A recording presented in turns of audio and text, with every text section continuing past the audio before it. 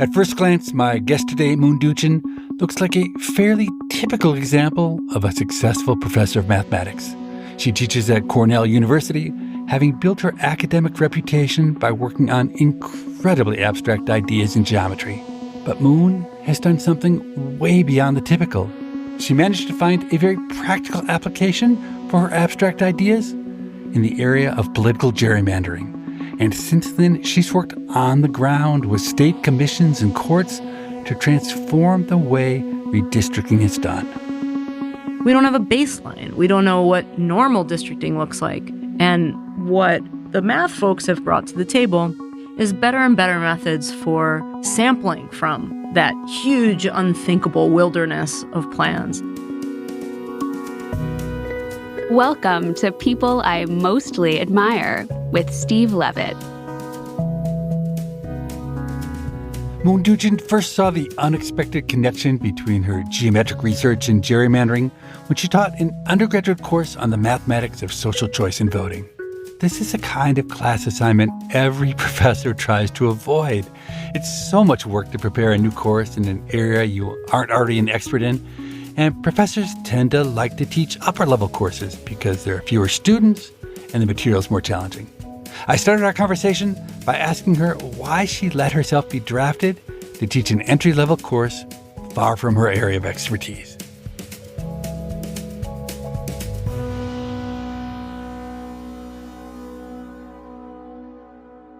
Actually, I wasn't so much drafted as I drafted myself. At the time, I was trying to work my way through the entire undergrad curriculum and teach all of our classes. Why would you want to go through all of the undergraduate classes? That sounds like the opposite of what most faculty are trying to do. It is the opposite. But I love learning things through teaching them, and I love stretching across the math curriculum. This was a class that was really being presented for non-majors, and so this was a really popular way for people who didn't like math much to take a math requirement. What surprised me is that it was sneaky deep. It actually didn't even seem easy at the first level of approach. As a little add-on at the end of the class, I had gone through all these theorems about how voting works and doesn't work, and then wanted to pivot towards something that looks a little bit more like the American system. And by the way, I was teaching this class in 2016 when there was a really weird primary going on, when this guy named Trump was getting a bunch of votes as he rolled through primary states. And so there was a lot happening, and I wanted to try to connect the theory to some of what was actually going on. So for that, you really need the story of redistricting, which is when you take the country or take a state or take a county or any kind of jurisdiction, and you divide it up into pieces, each of them to conduct an election. And then when you have to redo it regularly, you're redistricting. And in the U.S., a census is done every 10 years, and then we reallocate seats across states. That's when we see the most redistricting, because Massachusetts might gain or lose a seat, and California gains or loses 2 or 3. So you have to redistrict in order to do the next election. Yeah, funnily enough, that rule that you have to redistrict when the new population numbers come out, that only comes from the 1960s. And before that, states that didn't see their apportionment change, if their number of districts stayed the same, they just left their districts in place even though people were moving and population was shifting. But since the 60s, the Supreme Court steps in and says, no, every time there's a census, you need to rebalance. So as you say, that's when most of the redistricting scrum happens. Did you see right away that the very difficult math tools that you were developing in your own research, that they had a very natural application to the question of gerrymandering? No, it took quite a while to see how my math was going to bear on redistricting. So the order that this goes in my life is I teach this class. I want to put a little gerrymandering content at the end. I look for what I'm sure is going to be the well-solved literature. And then I find that there's still a lot to be done. And then gradually I realize that my math toolkit can help. So I come to this as a research problem in this funny, circuitous way. But pretty much as soon as I did, I realized that there's some real geometry in this, which has to do with distributions. So you have people unevenly distributed over the territory of the U.S. and the territory of each state. And then within the people as a whole, you have subgroups that are really important for political representation. And some of them are more concentrated and some of them are more spread out. Okay, so gerrymandering, which has got to be perhaps one of the weirdest words in the English language, means what? Great word, yeah. That's just basically abusive redistricting. So the idea is you have the power to draw the lines, and you use that power to advance some agenda. Notice that's slippery, right? That just basically says, I don't like the way you redistricted. It's really quite hard to specify exactly what's meant by that. I would say the broadest consensus is that if you're in control of drawing the lines for some seats to representation, then gerrymandering is where you use it to get more seats for one kind of representative at the expense of others. Okay. And the name, can you give us a little history lesson? It comes from Elbridge Gerry, right? Yeah, who said his name Gary, actually, as far as I understand. I just moved here to Ithaca from Cambridge, where everything's still named for the guy. Because he was the governor of Massachusetts at one point. He was indeed at the time of the 1810 census. And he approved a set of lines for the state Senate map, which had a district on the North Shore that people didn't like. And it was thought to be a partisan gerrymander, where one side was the Democratic Republicans and the other side was the Federalists. By putting together towns in this configuration, he was accused of putting a thumb on the scale. A political cartoon, a pretty famous one, like a woodcut political cartoon, was created in the years after that census, showing that district with artistically rendered wings and teeth and claws, and it was called Gary's salamander, and that's what became gerrymander. What's weird is that I've seen that picture, and it looks like a dragon, because salamanders have no wings. It's interesting they called it a salamander. Maybe just because Jerry Dragon doesn't have the ring to it. Not quite sure. But yeah, the other thing that's really striking when you look at it today is that it looks just fine. It's actually whole towns. It doesn't even cut below the town line, let alone cut into precincts and cut into neighborhoods. It doesn't really look so bad from a modern perspective, but the kind of polemical language that accompanied the cartoon was all about skipping over some population to grab other population. And a lot of its snaky shape, it's up there at the northern border of the state. So it seemed unnatural with respect to how it was dividing up the North Shore towns. Now, just to be clear, the potential value to a political party of controlling the redistricting process, it can be huge. So let's just take a simple example. Let's say there's a state that is 59% Democrat and 41% Republican. And let's say it has 10 congressional seats. If the only constraint on how districts are constructed is that each district has to have the same number of voters, then if I'm doing the math right, you can come up with a redistricting plan that gives that Republican minority anywhere between 0 representatives out of 10 and up to 8 representatives out of 10. Can you explain how that works? Yeah, first, I agree with your math. But yeah, the reason is we're using a really sharp-edged rule, which is just whoever has the most votes. That's our electoral rule, is that small differences in vote shares lead to very stark differences in outcomes. One person wins, it's winner take all, essentially. Exactly, binary outcomes. So sometimes that's called first past the post. And so to control a district, you just need half of its votes plus one in this kind of simplified two-party scenario. And so you can control 8 districts by just having, in each of those, you just need 50% of the district plus one. Just a hair over 40% of the votes can control 8 districts. The nomenclature that political science use, I think, is packing and cracking. So in this case, you pack all of the Democrats into 2 completely Democratic districts, and then that leaves 8 districts which are almost even but tipped just in favor of the Republicans. Exactly. That's packing and cracking. Economists would think of this as a notion of efficiency. And so if you're in charge, you give yourself really efficient wins, and then you stuff a bunch of wasted votes of the outgroup into a few districts. You've packed them into some districts that you're willing to lose, and then you've cracked them by splitting them across the districts that you want to win. I should mention, though, that packing and cracking are the most common, but there are also notions of stacking, and there's even fracking. The inimitable political scientist Bernie Groffman came up with that one. Okay, so our simple example, the only constraint we put on was that the districts were equal size. But in the real world, what are the rules around redistricting?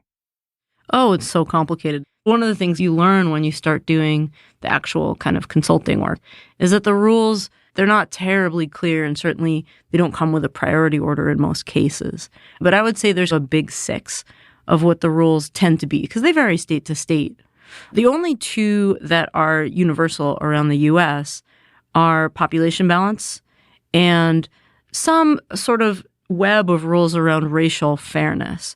There's the Voting Rights Act of 1965 that's still federal law while we have it, because the Supreme Court definitely has sights on that law.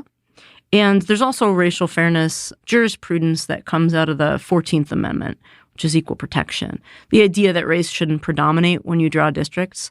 And then there are four more, briefly. Two of those are mathy sounding. One of them is that the districts should be connected pieces, one piece, which in redistricting language is called contiguous. Another is what's called compactness, which means you want the districts to have nice shapes. You could imagine when I started thinking about this, because I'm a geometer by training, that's where I thought, oh, hey, maybe my toolkit can be useful here, thinking about what do we really mean when we want districts to have nice shapes? And I imagine we'll come back to that. Mm-hmm. So that leaves two more rules of the big six. And one of them is respect for what's called political boundaries. That sounds like it might be about partisanship, but here all that means is that for units like counties, cities, towns, sometimes precincts, which are thought of as political boundaries, you want to try to keep those whole, and you don't want to split any more counties than you reasonably have to. And then the last one, which is maybe the vaguest of all, but I think increasingly interesting for a lot of different people, is called communities of interest. So that one's the idea that when people have a shared historical or cultural or economic interest, that you want to identify the communities that correspond to that shared interest and take them into account when you draw the lines. And so you can see how slippery that is to operationalize. Now, what's notably missing in those rules around redistricting is any strict notion of outcomes. For instance, there could be a rule that says if one party received 40% of the votes in the last election cycle, then district lines should be drawn so that the party is expected to win approximately 41% of the congressional seats in that state. But that's totally absent. States have the ability to add rules about partisan fairness, and quite a few do have something in their either constitution or just in statute or just in the state guidelines that alludes to partisan fairness. But they're usually pretty vague. Michigan got something into the state constitution after a 2018 vote that says you shouldn't unduly favor a political party. So that's directionally what you're talking about, but it's a lot less precise. There's only one state that I'm aware of that does something like you just said, and that's Ohio. And that one actually says that you should try for proportionality when you draw your districts. And that does mean what you just said, that 40% of the votes should get 40% of the seats. The reason that's a little sad is that even though that's now in Ohio's constitution, the people in charge of the line drawing process were extremely partisan actors in this cycle in Ohio, and they just totally ignored that, even though it's sitting right there in the Constitution. It seems intuitively that proportionality would be the fair way to do things. In countries like Germany, that's more or less how they do it in parliamentary elections because they have proportional assignment of seats. Oh, not exactly. So Germany has a really interesting system. But you're right that most of the world has proportional assignment of seats. That's called party list voting. It's used in about half the countries of the world, if I remember right. And party list says you vote for a party, and then seats are filled in proportion to those votes. But the parties maintain a list of who they want to seat. That's why it's called party list. And just how deep they go in the list depends on their vote support. So that's very frequently used. Germany actually has a super interesting wrinkle on top of that, which is, first of all, there are single-member districts, and they do conduct first-past-the-post elections.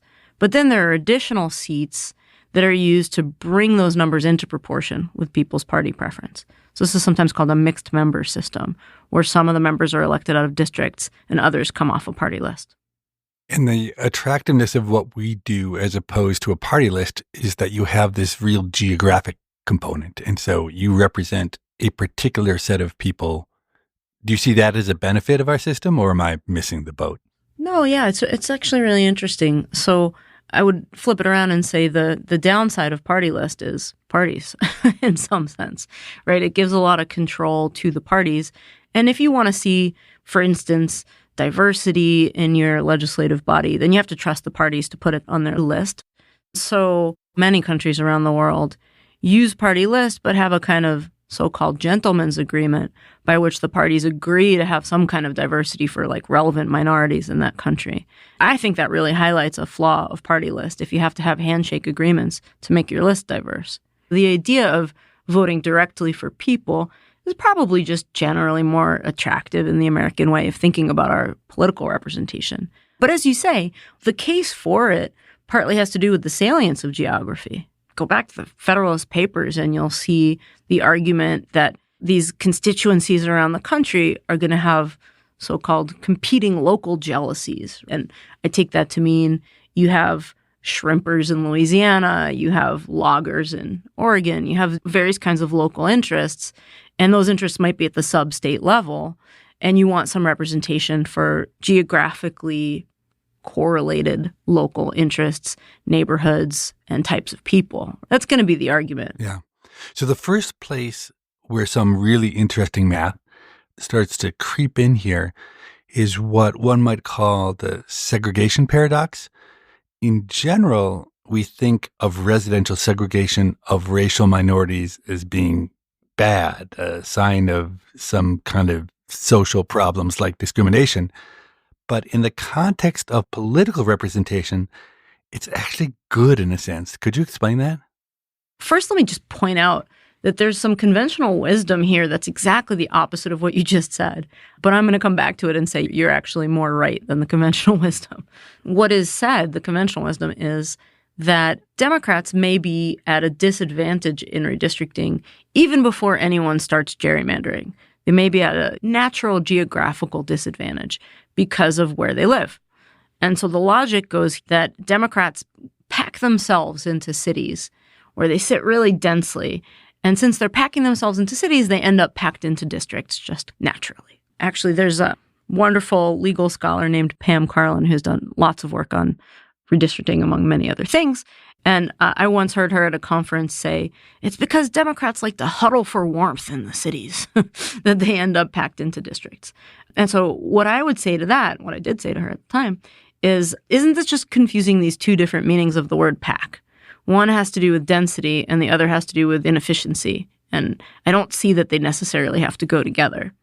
I've spent years trying to tease that out. What I end up thinking is pretty much in line with what you said at the beginning, which is that if you cluster and decluster a minority population, and then you try to draw lots of districts and see if they're advantageously arranged, if that minority population is advantageously arranged for representation, you'll find by far the best representations as they get very clustered. It goes against the conventional wisdom that packing together, that dense arrangements are bad.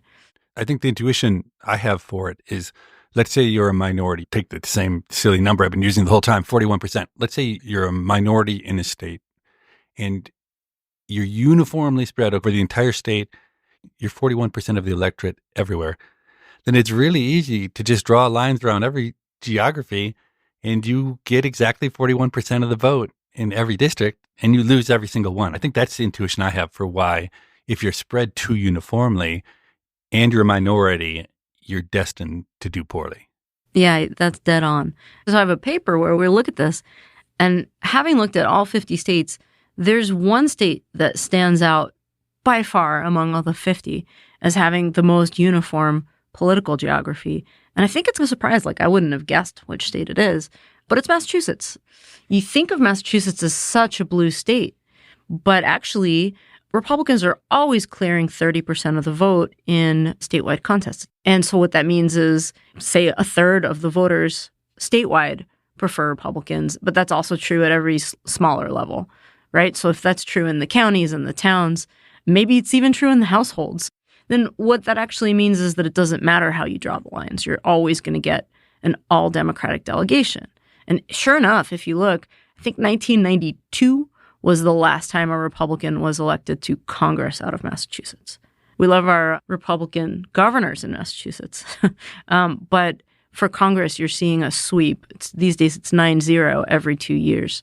Part of the reason is the political geography. After this short break, Moon Duchin and I return to talk about why it's so hard to create redistricting plans that are fair.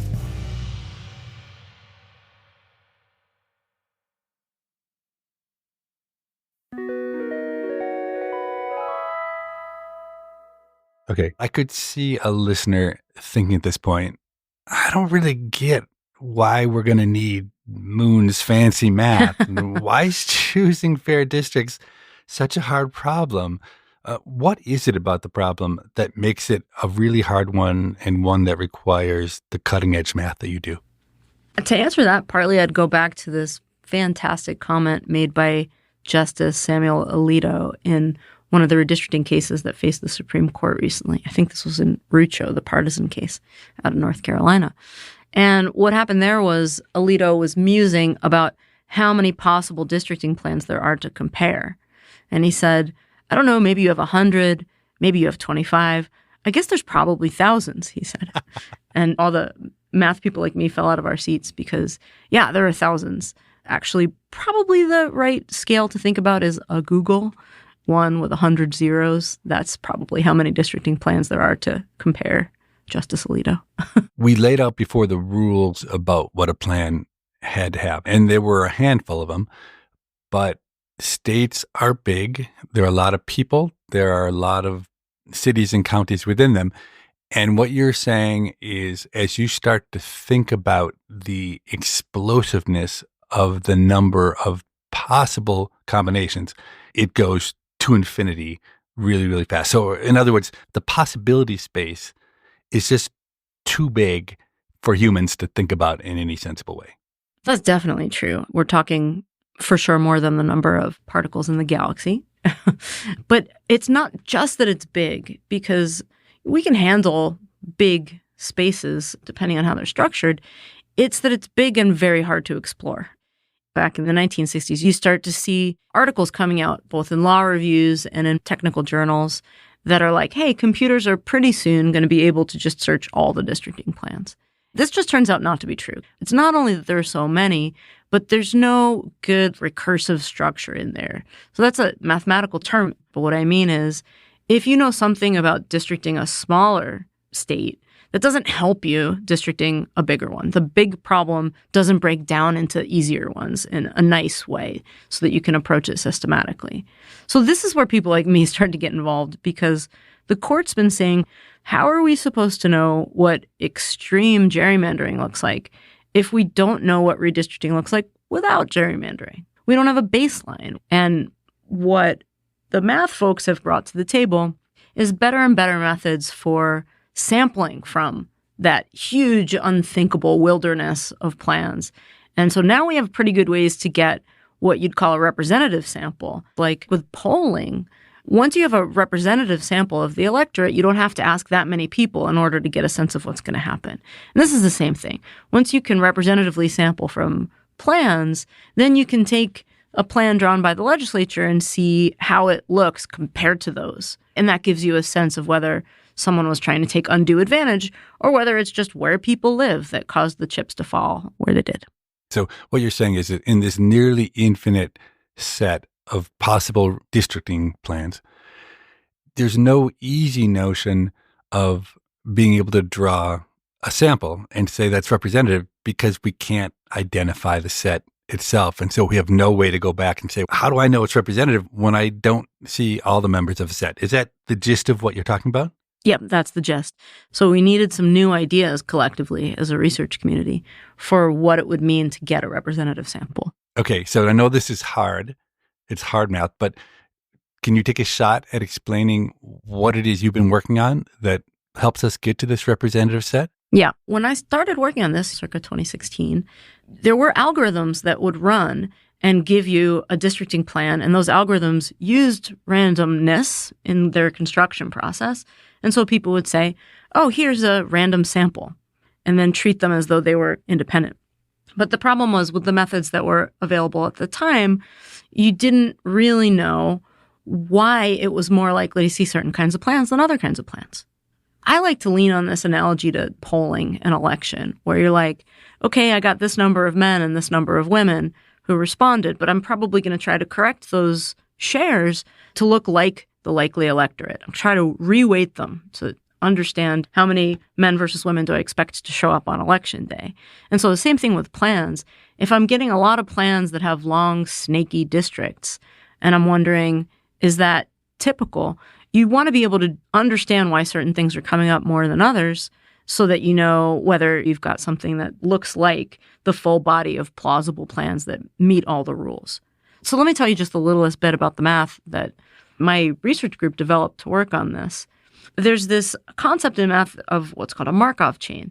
You start with an object, in this case a districting plan, and then you change to another, and you change to another, and you can visualize this as a walk through the universe of possibilities.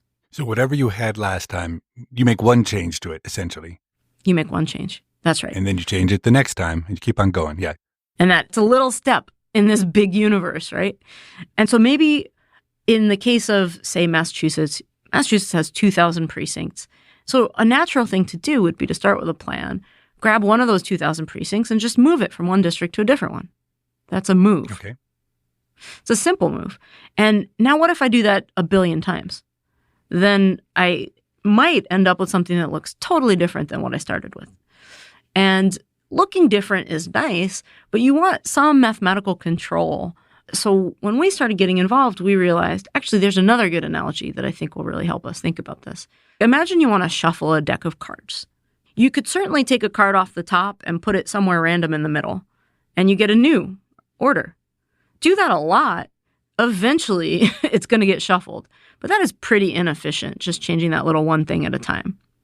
So my research group came along and came up with something that's analogous to the riffle shuffle, where you split the deck in half and just interleave all the cards in a random way. So we came up with a big way to change plans one step at a time. And I can actually say what it is. It's not that hard to picture. What we said is, why don't you fuse two districts together that are neighbors and then draw a boundary in a totally new way? So you see how instead of changing just one little particle, that takes two districts and fundamentally reconfigures them. And then do that a lot. And so we were able to implement that to run really fast and to prove some theorems and get some mathematical control of what happens after a long time and why you're more likely to see certain kinds of things than others. Using your methods, you come up with a distribution of what randomly generated redistricting plans would look like in terms of expected seats won by each party. And then when you're brought in as a consultant, you compare that to the actual plan that has been proposed. And if that actual plan is an extreme outlier, then it's likely a case of gerrymandering. Is that the gist of it? So what I just described, where you're creating this random sample, let's call that the ensemble method, because the collection of plans is called an ensemble of alternatives. And what you just said, outlier analysis, is one thing you can use that for. And courts have definitely found that to be pretty persuasive. If I can show that you're way in the skinny part of the bell curve, then you're an outlier with respect to the distribution. So that's suggestive of some intent to gerrymander. So that's definitely one application. But there's others. Let me point to the litigation that happened in Pennsylvania in the last few years as a way that ensembles were used in a slightly different way that I thought was very interesting. In that case, the Republican-controlled legislature at the time had put out a plan that actually looked pretty typical of blind plans. I'm going to use blind as a synonym for neutral. That doesn't mean it's fair. Because of where people live in Pennsylvania, with Philadelphia all the way in the corner of the state and Pittsburgh on the other side, the geography was such that that blind draw of plans was really quite favorable to Republicans, give a few extra seats to Republicans relative to proportionality. In computer science, fairness might have to do with some axiom of giving things out in proportion, perhaps, to the distribution of other attributes. Fairness might be an aspirational target, and a neutral process isn't always fair. Okay. And in Pennsylvania, blind districting plans end up not being fair in that sense because you've got all the Democrats packed in the corner of the state in Philadelphia. Yeah. I'm pretty used to kind of code switching between talking to academic and non-academic audiences. But I was an expert in this Pennsylvania case, and I remember when I said in the courtroom that blind isn't always fair, laughs went up around the courtroom. They thought I was joking because the people in the room thought, what could be fairer than being blind? You really have to get to this notion that something that's facially equal between groups might not be allocating resources in a way that's fair by other kinds of measurement. Yep, that makes sense. So bracketing that, just to finish the Pennsylvania story, exactly what you said is the argument that was made by several plaintiffs' groups, which was, yeah, the blind process would give you a certain range of representation, but in Pennsylvania, you have a free and fair elections clause, and so shouldn't you be trying to do better than blind? If it's a 50-50 state, shouldn't we be trying to find a map that would reflect that in our representation? One of the attorneys in the case actually used the analogy, a drunken monkey can eventually type Hamlet. There's this kind of old saw about how randomly typing, you'll eventually type Hamlet, but why should we outsource our redistricting to a drunken monkey? I thought that was right on the nose. And so the question that was put to the court was, if you can select a plan that's more proportional without any cost to all the other principles, then shouldn't you do that? The plan that was being proposed was a Republican plan. In terms of outlier analysis, how skewed was the plan? It wasn't skewed at all. It was right in the middle of the distribution. And actually, great story, a piano teacher named Amanda Holt drew these plans with a high priority on keeping cities whole and not using any partisan data. And I totally take her at her word that she did that, because if you stack those up against the bell curve of a random sample, they fall right where the meat of the distribution is. So they look just as though they were made without partisan data. And because the political geography confers an advantage to Republicans, the legislature decided it was strategic to take one of Holt's actual plans, tweak it a little, and use it as theirs. I thought that was pretty crafty PR, just to say, this was just a enterprising local piano teacher drew this plan. There's no gerrymandering here.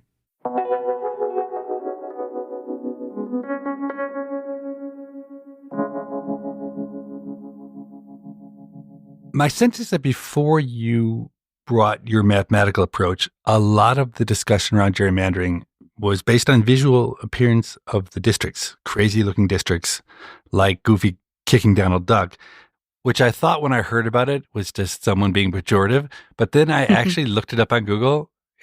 That district really does look like Goofy kicking Donald Duck. It's so crazy. Yeah, that's a classic crazy-looking district. It's Pennsylvania's 7th. If you look at the district, you can not only see like Goofy's ears, an outstretched foot. You remember how districts have to be connected. They can't be multiple pieces. This particular district was so barely connected. At one place, it was connected just by the width of a hospital. And in another place, a seafood restaurant. You can't make this up. But what your models have made really clear is that districting plans that look reasonable can still be completely unfair, right? Absolutely, yeah. I think that was another lesson for me, because initially I thought, oh, if we can just restrict the shapes to not be so wild, then at least you won't have as much room to gerrymander. But over and over again, I've seen that when a legislature's under pressure to make their districts look nice, they can gerrymander just as much. The shapes just don't turn out to be as constraining as I expected when I got started. So it's my impression that you've limited your role thus far to evaluating redistricting plans that have been proposed. But it seems like there's a real business opportunity for you to be the one who designs the redistricting plans in the first place. And I could imagine a sliding scale price-wise. So you might charge, say, $500,000 to come up with a plan that was totally fair. But if the majority party in a state wants a plan that's heavily skewed in their favor, but looks fair and reasonable, maybe you'd charge them $5 million instead of $500,000. And I suspect you'd have a lot of customers willing to pay you the $5 million. So have you thought about that? I love that you're setting up my next business venture. Yeah. Well, actually, I have been involved in helping line drawers. I just want to say that first, because litigation is supposed to be the guardrail after something untoward has occurred. But I've tried to make myself available for independent commissions and even for legislatures. And so, for instance, in Michigan, there's a new independent commission, and the Department of State brought in my lab to help them collect communities of interest testimony from around the state and turn that into something that the commission could take into account. In Arizona, there's an independent commission. And in their guidelines, plans are required to strive for competitiveness. And so they brought us in to help advise them on what would be best practices for trying to design a competitive plan. That's work that I really like. I like thinking about not just the math to catch you when you're doing something wrong, but I like thinking about the better processes and process design for doing something right. I also have given some thought to what a good rule might look like. I was one of the people contributing ideas to the partisan gerrymandering language in what became the Freedom to Vote Act. That was this large bill with a lot of different election-related provisions, and one of them was a rule for partisan gerrymandering, a test. This test could help you think about when you're doing a good job, not just flag the worst. And I have a published paper since that with Gabe Schoenbach where we explore this. And the question was, could you hope to redistrict for some positive goal like proportionality, or some political scientists favor the efficiency gap, or other kinds of standards that tell you what it looks like to do a good job in terms of partisan balance. And what Gabe and I found was pretty interesting. In most states that we looked at, if you take a random sample of plans and you draw them blind or neutral, you can actually find within that sample a number of plans that hit the benchmark of proportionality enough of the time. So the standard in the Freedom to Vote Act is, let's just look at the two most recent presidential elections, the two most recent Senate elections. So that's 4 elections. And let's see what would happen if you tried to be close to proportional 3 out of 4 times. Let's take that as a test. And to my pleasant surprise, we found that even in the states that are hotspots for gerrymandering, North Carolina, Wisconsin, Pennsylvania, an adequate supply of blindly drawn plans were passing this test. There was a cool project that came out a few years ago from 538, which was called the Atlas of Redistricting, where Dave Wasserman, who's a pundit who thinks about politics and in particular thinks about gerrymandering, he had hand-drawn plans in every state, God bless Dave Wasserman, which tried to be Democratic gerrymanders, tried to be Republican gerrymanders, and tried to be as proportional as possible. He had different alternatives for different goals. And so we looked at his plans and asked, would they pass this test? And he did a great job. All of this to say, you'd like to design a process where it's possible for people to pass the test without like sophisticated consultants. You want a citizens redistricting commission that spent some time training and learning how everything works to be able to draw a good plan. And what we found was all kinds of evidence that if you draw a plan that does a good job at being proportional on past elections, it's probably going to keep doing a good job being proportional on future elections. So I thought that was really encouraging.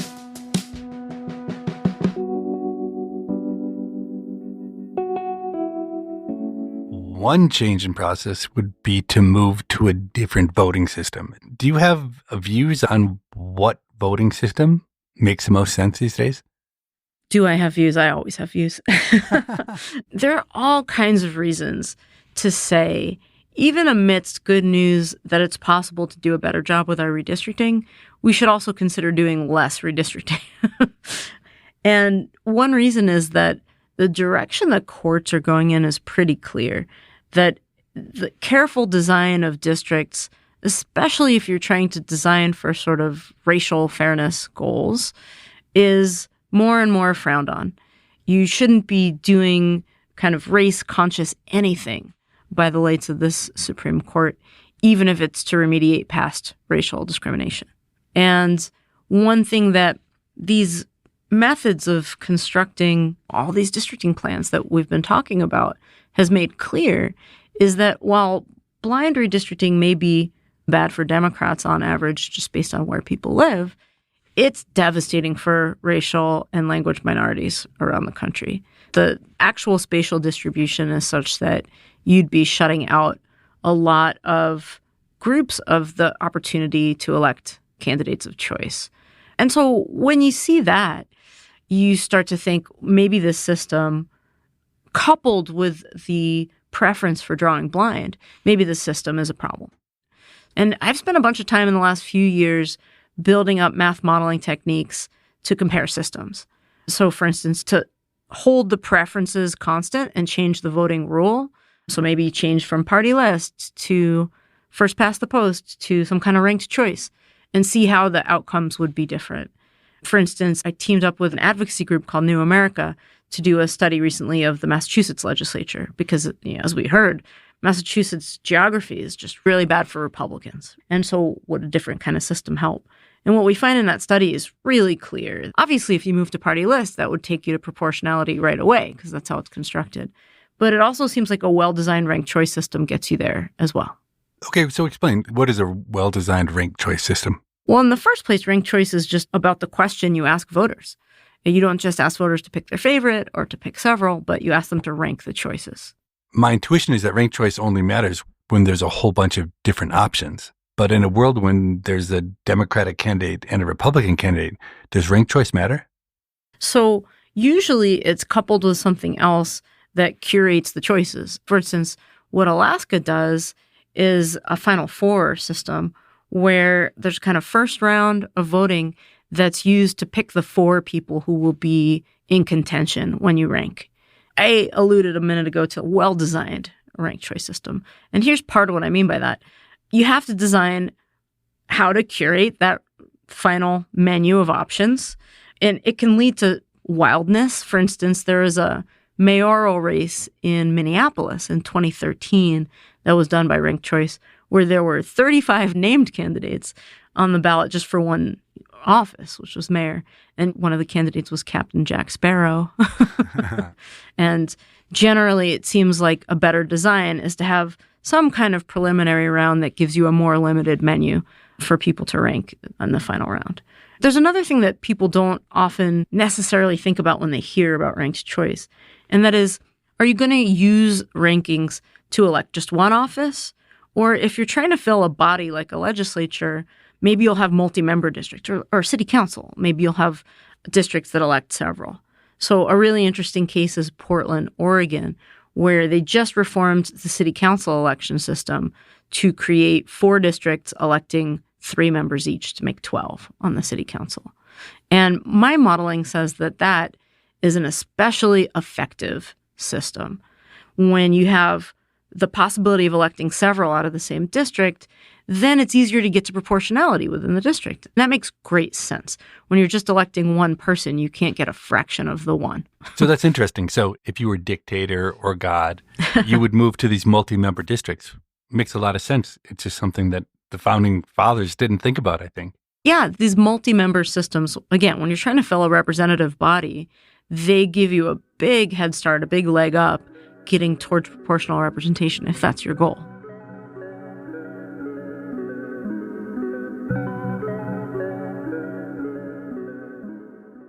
You and I, we have something in common that you would never be able to guess. Okay. It is that Rush Limbaugh, the conservative radio commentator, has ridiculed both of us on his show. Do you want to tell the story of him making fun of you first, and then I'll tell you the story of how he made fun of me?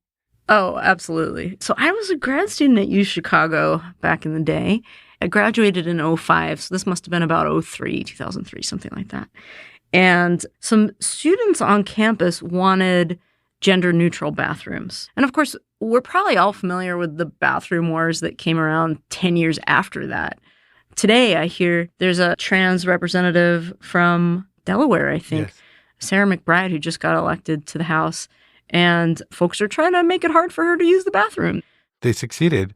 I loved her response, though, which was, I'm paraphrasing, she said, fine, I'm not here to fight about bathrooms. I'm here to make good policy, which I just thought was a really powerful response to the, I'll use the word lunacy, it probably make people angry, but the lunacy that our Congress is spending its time saying who can use the bathroom in Congress. Right. Because they feel threatened. It's so bizarre. Okay, but go ahead. I didn't mean to distract you. Yeah. Well, so just to say, there were some students who thought it was important to just have an option for some bathrooms that weren't regulated by sex. I had done some organizing as an undergrad, and they just asked me some advice about strategies to get the administration to cooperate. And we debated it, and then we had some meetings with administrators, and to our amazement, the administrators were like, sure, how many and where? It was such a non-issue. But the Chicago Sun-Times got a hold of it, and a reporter called me and asked if I had any comment. And, again, this is 10 years before this bathroom contestation was a little bit more of a national political issue. And I just said, yeah, it was just no big deal in the end. It was something that some students thought was important, and the administration did the thing. And so now there's just more choices for people. And the Sun-Times ran that quote, just more choices for people, I think was the quote. And I think this was before radio trollery was quite the art form it became later, but Rush Limbaugh existed and picked up on that and did a long riff on it on his radio show. And also, this was the week he came back from rehab for prescription meds. And so his audience was like huge that week. I didn't know about it, but somebody sent me an email. I was like, you might want to check out this clip. So I looked it up, and sure enough, he just goes to town on queers and feminists and all of his favorite people and their ringleader, Moon Duchin. Right? The guy was magic, I have to say. So he goes on at some point that the University of Chicago should line the paths of campus with buckets for idiots like Moon Duchin who don't know what bathrooms are for. Yeah, I thought that was a good one. And then at the end of the clip, he says, "Good night, Moon." Like, it's just mwah, chef's kiss, just beautiful. That's my Rush Limbaugh story. What's yours? Okay, so my Rush Limbaugh story is from a long time ago, back in, I think, around 1995. And I never actually heard the show myself, so I was only told about it by people who had heard the show. So I might not get all the details exactly right, but here's the gist of it. Shortly after I got my PhD, I had written a paper that used the impact of ACLU prison overcrowding litigation to try to estimate a causal impact of a state's prison population, the size of a state's prison population, on crime rates. And the details aren't important, but the magazine wrote about my findings and with a headline that simply said, "Prisons reduce crime." Okay? So on his show, Rush Limbaugh says something like, "So there's this real genius economist at Harvard, and he's come up with this brilliant new insight, something that no one has ever realized before. He's figured out that when you lock up more criminals in prison, crime actually goes down." Now imagine that. Wow, what a surprise. And like you're saying, he really is magic. He says, "So I've heard he's working on a new research paper now, and the working title is Nighttime Causes Darkness." So I have to say, even though he was making fun of me, as a young academic, I was really excited to be noticed. And it sounds like you're the same way. We're both talking, like he was trying to make fun of us, but we both are wearing it like a badge of honor. Well, I had richly mixed feelings at the time. But I want to say, if you ever come back around and want to prove that nighttime causes darkness, you have a collaborator in me. I love that. You're listening to People I Mostly Admire with Steve Levitt and his conversation with Moon Duchin. After the break, let me ask you a question which is probably going to sound blasphemous, but it comes from a good place.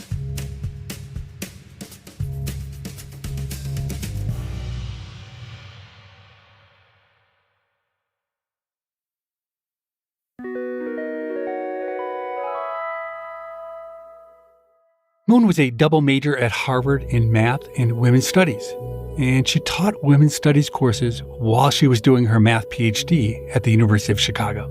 I was curious if her training in math informs her thinking on social issues, or maybe vice versa. Well, I have a broader interest in what's sometimes called STS, Science, Technology, and Society, or Science and Technology Studies, which looks at what we do as scientists and asks about power relations and social relations that inform it. So when I was in college, I thought I was going to do math and philosophy, but I took a first philosophy class, and it involved a lot of thought experiments with brains and vats and so on. And it wasn't really about social relations in any way. So I actually came to women's studies that way as a way to think about what science does while talking about people. That's an interest that's really come through my whole career. I would say the magic of this turn to think about democracy and elections is that it's really brought that interest in people, power, and science kind of right into the mainstream of my research program in a way that I, as a pure mathematician, continue to think is extraordinarily lucky. Let me ask you a question, which is probably going to sound blasphemous, but it comes from a good place. And I think it's related to what we just talked about. So there's an active effort to have more diversity among academic economists, more people of color, more women. And I'm sure there's even more of that in math than there is in economics. And when you first hear about it, it seems like it's hard to argue with. But I wonder whether at some level it might not be a good idea in the following sense. If someone has the talent to be a top academic mathematician or economist, they have the talent to do a lot of things.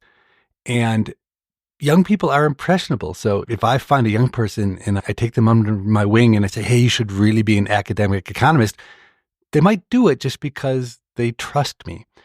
But I wonder whether socially or personally, being an academic economist or being an academic mathematician is actually maybe the best life or the biggest impact. And so whether in some sense we might be doing more harm than good.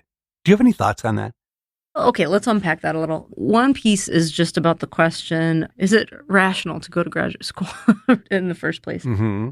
I have the great fortune to work with a lot of really talented students of all ages, really, but in particular college students. And I definitely do try to do a gut check that asks, are you sure you want to go to grad school? Here's what it's like. Let's talk about what it's like and what comes next and the trade-offs. So I'm very sensitive to that. But why do I want to be a professor? After all, when I started doing some of this redistricting work and I realized that I could be useful in these court cases, I considered leaving academia and doing other kinds of work, think tanky work, consulting work. I certainly wouldn't be giving up on life's comforts to do those other things.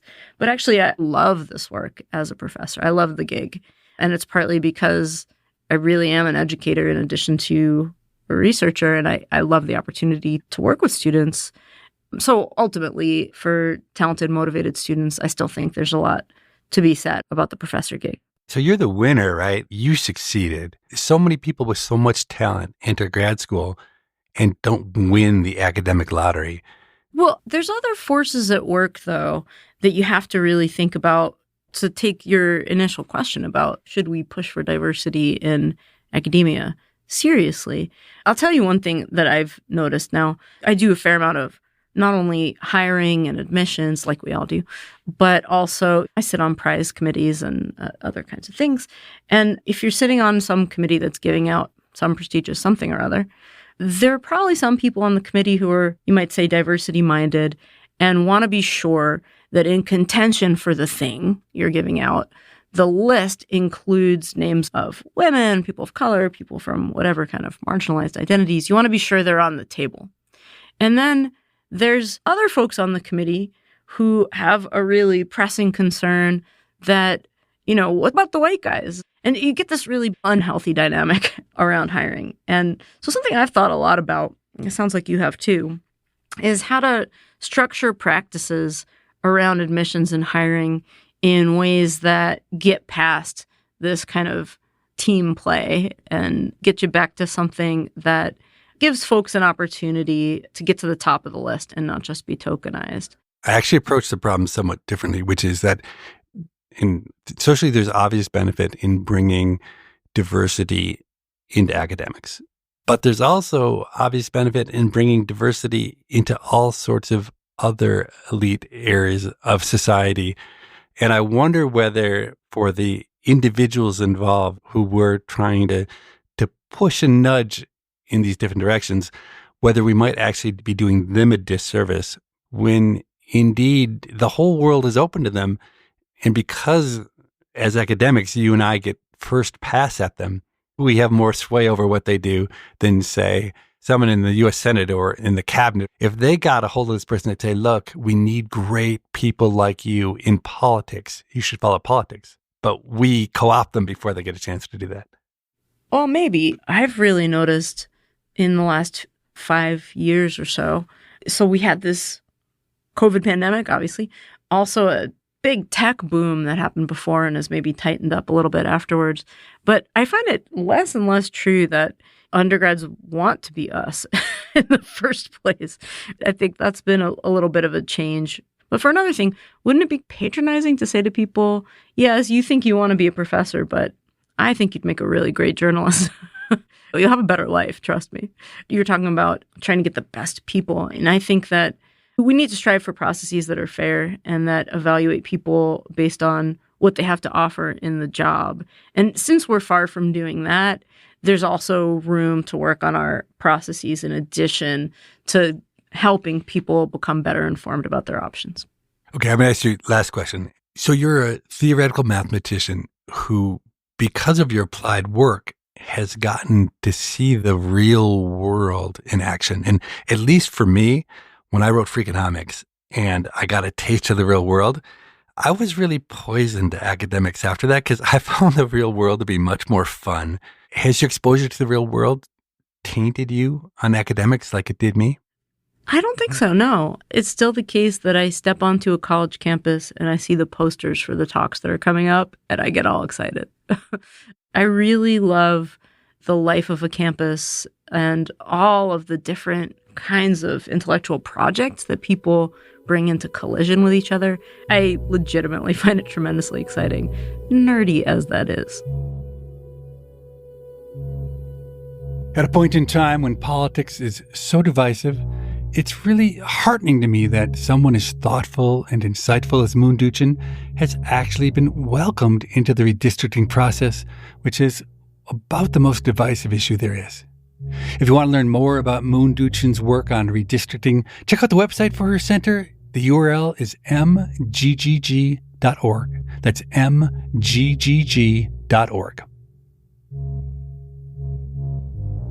This is the point in the show where my producer Morgan joins me and we tackle a listener question.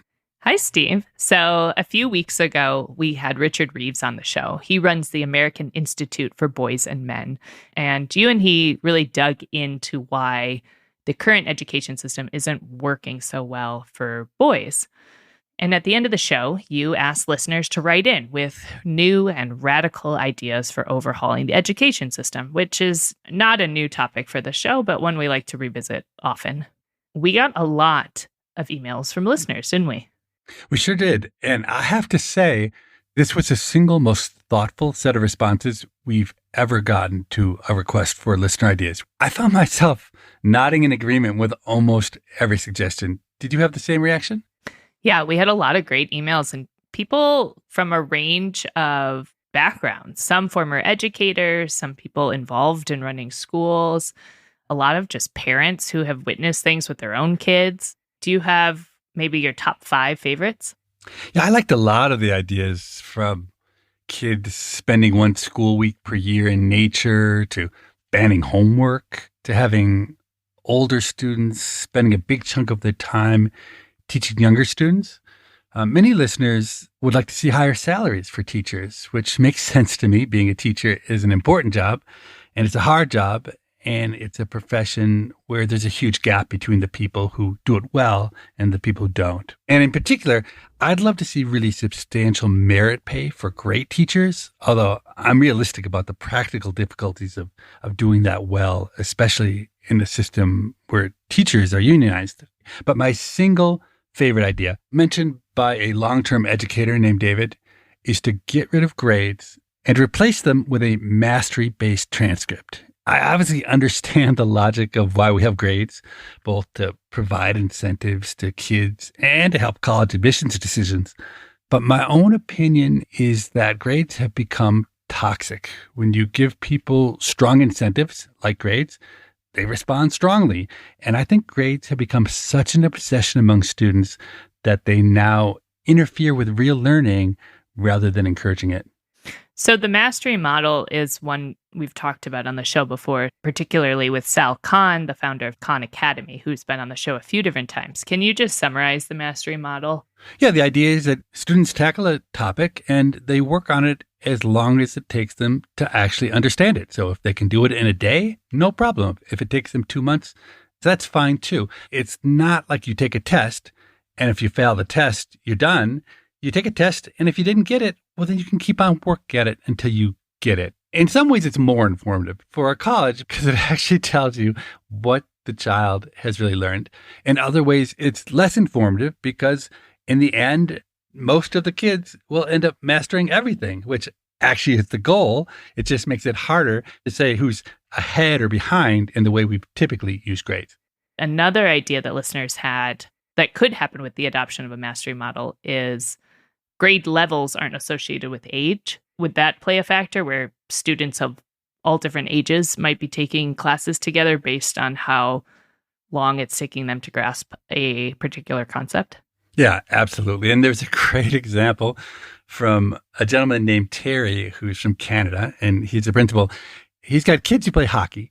And when you show up for the first couple days of hockey practice, he said there are 8 adults with clipboards in the stands making detailed comments about each kid's talent level and then assigning the kids appropriately to what team they should be on. And he contrasted that with what he does as a principal, which is to just take kids and arrange them by age into a classroom where they're all taught the same thing, regardless of whether they need it or not. It probably tells you something about the importance of hockey relative to education in the Canadian mindset. But it's a really good, funny, but compelling point that it makes no sense to have a teacher stand up and teach 30 kids the exact same thing when those 30 kids are at all different levels. And the only thing that's linking them is age. Exactly. In this new mastery school environment, are kids graduating high school at radically different ages? Typically, the view is still that students will stick around in high school for the same number of years, but the more advanced students will likely do a bunch of community college or university level courses while they're in high school. People have the view that it's not a great idea for 14 and 15-year-olds to be wandering around college campuses as college freshmen. It's better to keep them closer to home in the short run and let them do the coursework, but not have the full independence until they're, say, 18 or 19 years old.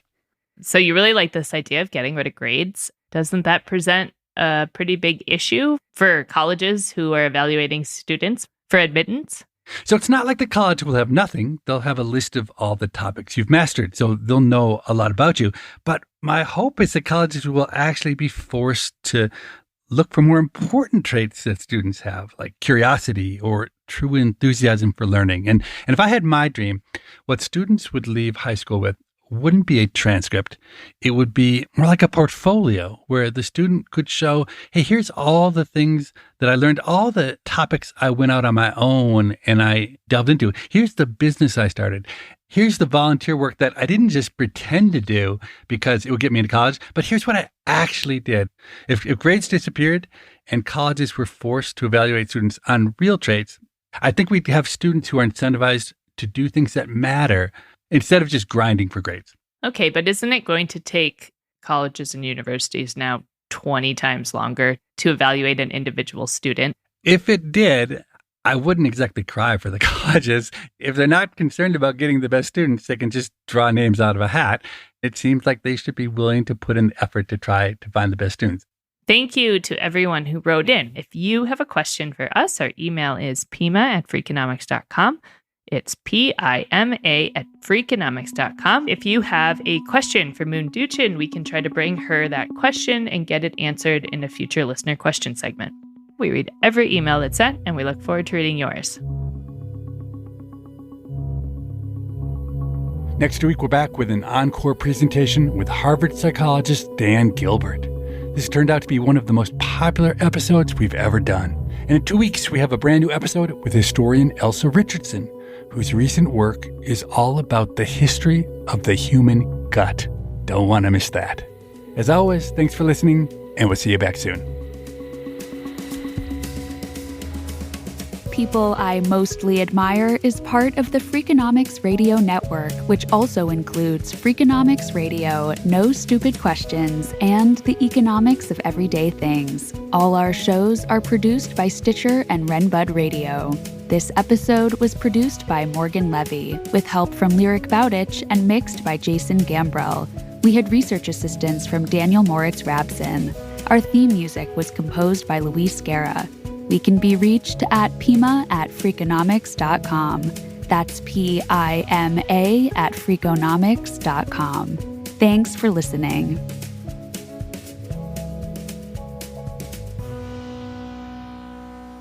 I think I would have taken more math classes if you had been my professor.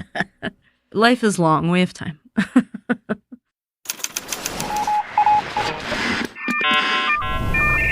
The Freakonomics Radio Network. The hidden side of everything. Stitcher.